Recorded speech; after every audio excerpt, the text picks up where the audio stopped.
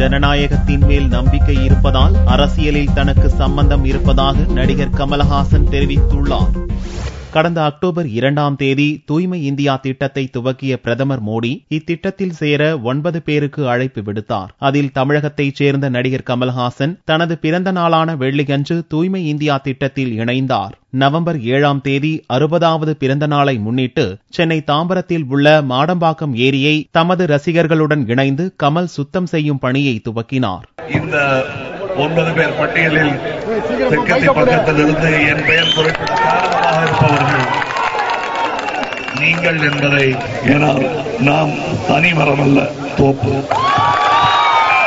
முன்னதாக செய்தியாளர்களிடம் பேசிய கமல்ஹாசன் ஜனநாயகத்தில் நம்பிக்கை இருப்பதால் அரசியலிலும் தனக்கு சம்பந்தம் இருப்பதாக கூறினார். ஓட்டு போடுறதுக்கு சாவடிக்குள்ள போற எல்லாருமே அரசியல் சம்பந்தப்பட்டிருக்காங்க.